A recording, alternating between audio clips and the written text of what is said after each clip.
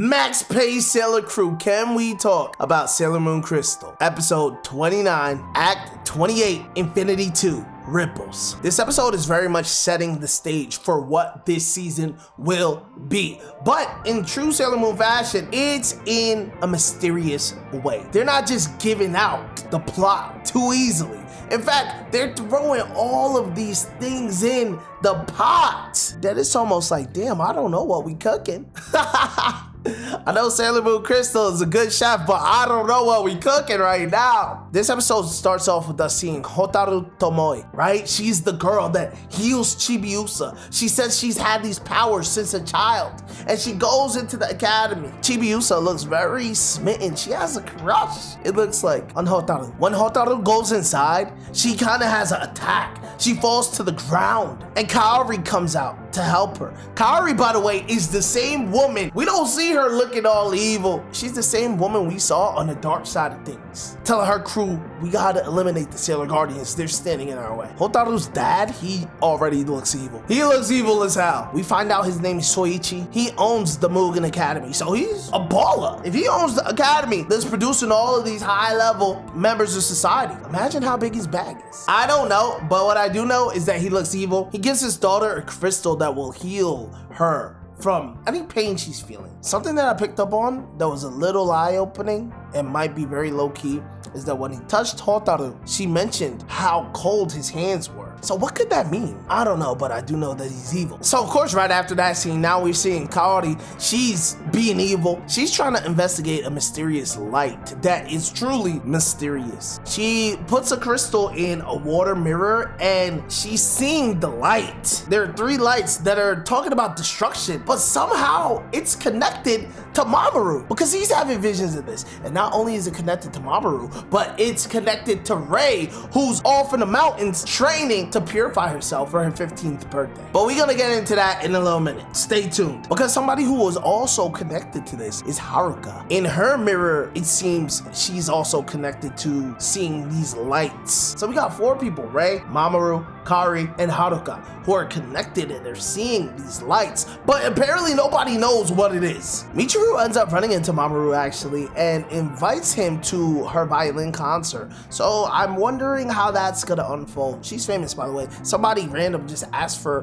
her autograph. She is popping. So this violin concert must be a movie, but we'll see what goes on there as time progresses. Guys, there's a lot of characters that are being introduced super fast, so excuse me if I get names confused, confuzzled, mixed up a little bit here and there, but Kaori, who's actually also known, her evil form, I guess, she is Magus Cow Knight. She gets Yudel of the Witches 5 to go on a mission, to go brainwash some students to be vessels for the Master Pharaoh. So back to Rei. We pull up on her in the mountains, the girls, and we celebrate her birthday. We got cake, we got flowers. Abi gives her a workbook so she can pass her exams. I'm like, what the hell kind of what kind of gift is that? We find out that Mugen Academy has a training camp, not too across the way though. We can see it. They got a training camp going on, and Rei's like, yeah, that's what I'm interested in, because she's telling this Samako, like, anything that pops up that's crazy, we should handle it before Usagi even gets word of it. That's our job as Guardians. We end up going over there. We see that boy Haruka. He's doing judo. He takes on Mako and he slams her to the ground. Later that night, Yudel tries to fulfill her mission. She really fast to it, man. She's trying to level up. We find out she's level 78, whatever that means. But good thing Rei and Mako pull up, because they stop it or they interrupt it. They get into a fight with Yudel. The animation this season is looking very nice. This fight looked amazing. Yudel has the power of fire, but unfortunately, she is able to tackle Mako and Rei in a 1v2, and she has the upper hand until the other girls wake up and Sailor Moon does what she does best. One-shots her the hell out of here. Goodbye, Yudel. Peace. Level 78 looked like nothing. Sailor Moon had questioned Haruka about being a Sailor Guardian, and he plays it off. But the whole team is trying to figure out, like, yo, who are these people? They pretty much matched it up when they took off their masks to being Haruka and Michiru. But Sailor Moon actually sees Haruka after this whole scuffle and catches up to her. Haruka's like, yo, stay in your lane, bunhead, and don't get in our way. She then goes in and kisses Usagi.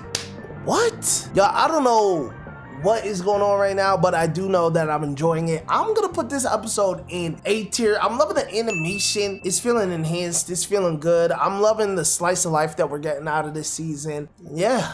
Feels good, guys. I feel like I missed a couple comments from a little bit ago. So Morikami, what's good? I've also heard that the Hunter x Hunter and Sailor Moon have little Easter eggs of each other. And I heard that Naoko Takeuchi has helped Yoshiro Togashi with certain chapters in the past. Yes, their connection, that's so fire. That they're both mangaka. That's so hard. Isaac, what's up? This episode starts strong in terms of setting up the mystery and all that premonition stuff. It does it so well. I've decided to include premonitions / dream in an RPG maker game I'm working. Whoa, Isaac, you just dropped some lore. Excuse me, bro. What? No, that's fire. I need to know more about that. Since I believe this kind of storytelling helps a lot to build the mystery and make the viewer curious about what's coming next. Also, this season is slightly shorter than the previous two, but packed with content, honestly. Bro, I feel like we got a lot in this one episode. Definitely. Damn, Isaac, if there's any way that I could see the game you're working on or anything, I can know some more lore about it. Put me on. I'd appreciate it. I'm interested. Hello, Grace. What's happening? In my opinion, they also should have split Act 15 into 2 episodes rather than cutting so much content from it. Act 15, like the opening episode of season 2, is that what we're talking about? That episode did move very fast. I remember in my reaction to it, I was like, yo, things are moving really fast. So I get that, Grace. I see that. The sound effects, if I understood which ones you're referring to, are taken from the 90s anime. Burning Mandala, this ton ton ton sound is directly from there for all the attacks. I love how hyped you were with the new old attacks. All of them are the exact attack sequences from the 90s. They were and still are epic. The 2 attacks from the previous episode are new though. They weren't adapted into the 90s anime. Yeah, it's called Act 27 because the 2 episodes are 1 manga chapter, which is too big to fit into 1 episode. Wait, how many chapters? How many pages would a chapter be in the manga? Because how is that from 1 chapter? That must have been like 40 pages or something. And this season, everything's looking so good. I can't say it enough. Yo, Sean, what's good? I told you this season is about to be epic and lit and dark. Prepare yourself for an S tier season. That's why this was called Sailor Moon S in the 90s. Bro, y'all told me with season 2, it was gonna get dark and crazy. And I didn't think it was gonna go where it went, and it went there. So I can only imagine where this is gonna go. And it's gonna happen fast. There's not that many episodes. Boop, boop, boop, boop. Can't wait till you find out more lore, and everything is about to get lit and dark. As a grown man, I'll say get your tissues ready. Yo, Sean, what are you saying here? I didn't need tissues for this episode, so what are you saying? I feel like the whole season will be S tier this time. You have seen the Tyorion crystal, the huge glittering rock in front of Pharaoh 90. Oh, the pink stone? Isaac, is that what we're talking about? This episode was A tier for me, just because it's missing a little something. We did get a good amount of lore. I really enjoyed the action, but maybe I need to get a little more invested into what's going on. Once the mysteries start unfolding themselves, I'm sure that S tier will be here. But A tier is very good as well. Hotaru, the girl who healed Chibiusa, is my favorite character. Yo, Evermind39, hello. This is my first time seeing you in the comments. Shout out Hotaru. I'm sure we'll be seeing more out of her. Yo, Cosmic Music, hello, what's happening? The wand Usagi uses to transform into different outfits basically has the same kind of magic as the regular transformation items, but with a twist. The regular transformation items hide the civil identities of the girls from everyone. That's why no one notices the Sailor Senshi look exactly like their civil counterparts. The pen uses similar magic but transforms Usagi into a desired other identity. That's why Usagi's father doesn't recognize Usagi in the season 1 episode where she's at the princess party. Oh, that's interesting. I never even put that. I don't remember if I put 2 and 2 together, but that is good lore for me. Thank you, Cosmic. The Mugen students asking Usagi's year might just be a coincidence, as it is quite late already and younger students might not be allowed there that late. Interesting. Pain Putters, I appreciate you guys so much in the comments. These next couple of episodes are gonna come out a little faster because I gotta make up for the wait. I'm sorry for the wait, but I appreciate you guys, and I will see you guys in the next episode. Let's keep putting in pain.